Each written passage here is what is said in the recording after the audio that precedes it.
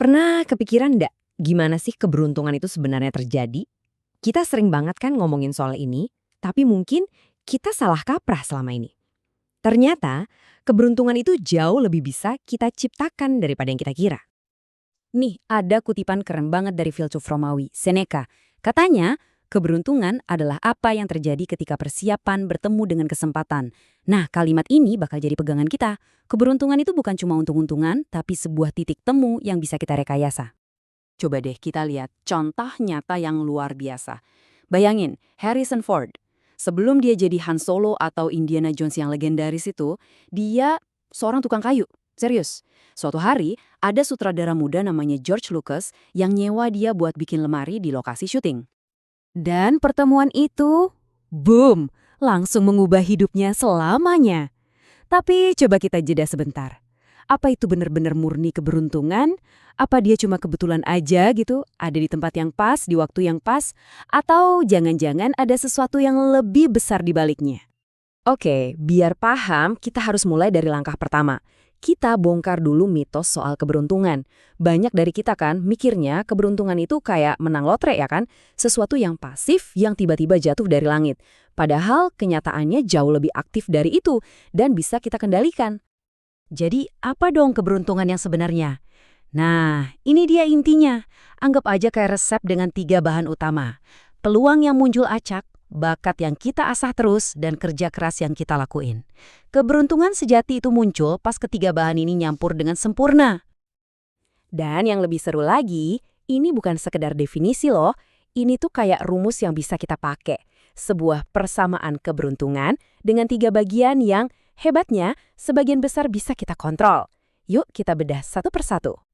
Nah, disinilah beda utamanya. Peluang itu pasif. Kayak kita lempar koin, hasilnya ya kita nggak bisa atur. Tapi keberuntungan itu aktif. Ini bukan soal apa yang nimpa kita, tapi soal apa yang kita lakukan dengan peluang itu lewat persiapan kita. Biar gampang, bayangin aja kayak main mesin slot. Buat dapat jackpot keberuntungan, kita harus bisa bikin 3 simbol ini, peluang, bakat, sama kerja keras, berbaris sejajar. Cuma dapat 2, nggak cukup. Dan yang paling penting, kitalah yang harus terus-terusan narik tuasnya. Oke, teorinya udah dapat nih. Sekarang, gimana praktiknya? Nah, bagian ini isinya soal tindakan nyata.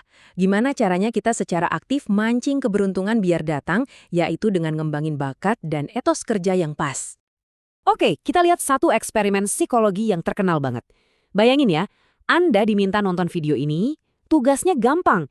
Hitung aja berapa kali orang yang pakai baju putih ngoper bola basket. Fokus ke operannya. Tapi ada sesuatu yang lain terjadi di layar. Sesuatu yang gede. Kira-kira Anda bakal lihat nggak? Hasilnya, wah mengejutkan banget. Setengah dari pesertanya, 50%, itu sama sekali nggak sadar ada orang pakai kostum gorila jalan santai di tengah-tengah video.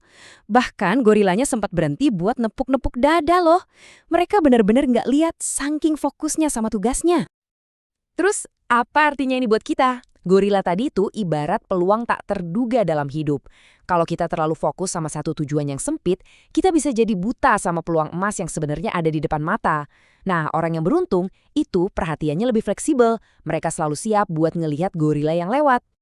Kisah seorang gadis kecil bernama Sunny nunjukin ini dengan sempurna pas dia nyari daun semanggi berdaun 4. Keberuntungannya itu bukan sihir, tapi hasil dari 3 langkah. Pertama, kegigihan. Dia terus nyari pas teman-temannya udah nyerah. Kedua, fokus. Dia ngelatih matanya buat ngenalin pola yang beda dari yang lain. Dan yang ketiga, perhatian. Dia selalu waspada dan terbuka sama sekelilingnya. Tentu aja, hidup itu kan kompleks. Jadi, gimana rumus ini berlaku di skenario nyata?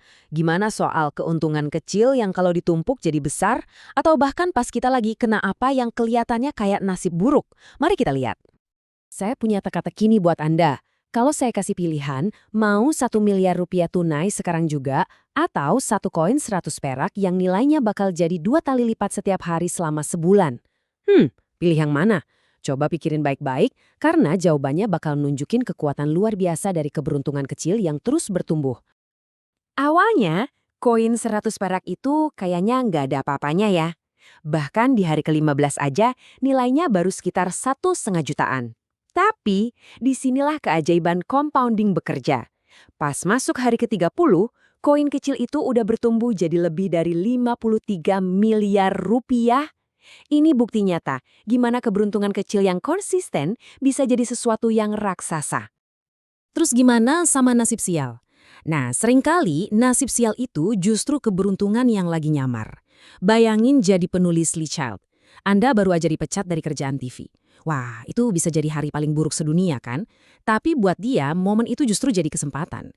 Dia manfaatin itu dengan kerja keras buat nulis novel pertamanya, menciptakan karakter Jack Reacher, dan bangun kerajaan miliaran dolar.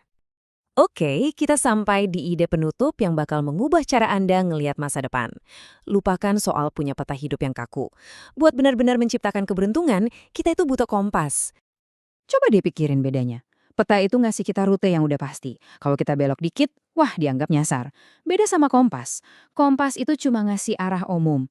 Dia ngebebasin kita buat eksplorasi, buat ambil jalan-jalan memutar yang seru, dan akhirnya nemuin harta karun atau pulang-pulang tak terduga yang nggak bakal pernah ada di peta manapun. Jadi kita udah bongkar mitosnya, udah belajar rumusnya, dan udah lihat gimana cara kerjanya. Sekarang pertanyaan terakhir bukan buat saya, tapi buat Anda. Dengan kompas baru ini di tangan Anda, gimana caranya Anda bakal mulai menjelajah, mempersiapkan diri, dan secara aktif menciptakan keberuntungan Anda sendiri mulai hari ini?